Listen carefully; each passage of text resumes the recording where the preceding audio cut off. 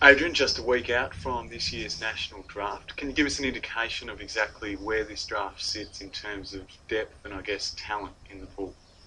Interesting draft. Obviously, it's groundbreaking given that the Gold Coast are in this year and we're going up to the Gold Coast to conduct the draft, which is strange in itself. But they've got a number of first-round draft picks, plus they've had the luxury of picking up the 17-year-olds from last year. So in terms of depth, it's not one of the all-time great drafts, although all clubs have had to look far and wide to build the talent pool up. So, look, time will tell 5 years down the track, but on the surface it looks like it may be okay. From your point of view and the club's point of view, what's the overall strategy heading in towards this draft? Strategy is obviously there's a couple of areas of our team that we'd like to bolster. We haven't hidden the fact that we'd like to improve our midfield. And also we've obviously delisted a couple of blokes that are tall that we may have to look at replacing. But so, obviously we've got a nice pick at pick 8, and we're very confident we're going to get a very, very good player.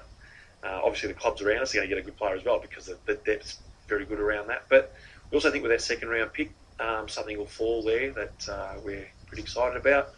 And then it's a matter of waiting and seeing what happens in the rest of the draft. I think it'll be an unpredictable draft. I think it's be very hard to predict. I think there'll be things coming from left field. Obviously that first pick, that first round selection that Essendon has, everyone will be interested in the most. What can you tell us about some of the players that will likely go around that pick 8 mark?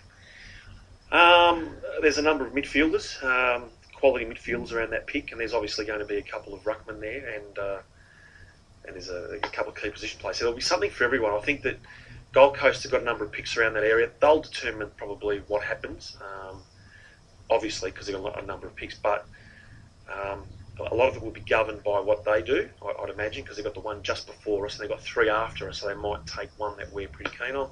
Not too sure. We're not really going to worry ourselves too much about what other clubs are doing. We'll just stay focused on how we rank them, and we'll pick the best player available at that selection.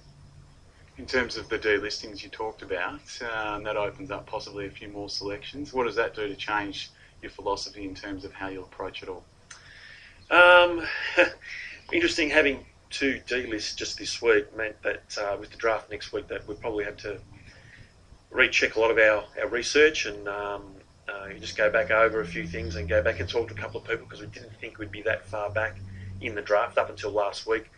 Our last pick would have been about 48 in the draft, so now we're heading to 65 and 82, still with a pre-season pick. So that's exciting. That's how we're looking at it. We're looking at it as an opportunity to improve the list, and hopefully we've done our homework and we can find a couple. New coach on board, any pressure? Always pressure, always pressure. James has got a fantastic attitude and appetite for success. He's made it perfectly clear he wants guys that are prepared to work in an elite environment. That's what he's establishing here at the club in terms of training practices. And he's just said, I want the best player, but I want players that are prepared to work in an elite environment and have got the hunger to succeed. So he's looking at players that have had his work ethic and desire. And well, that's in the back of our mind, obviously, going into the draft, that we need that type of player. Thanks, Adrian. We'll all be watching with keen interest. Thanks, Justin.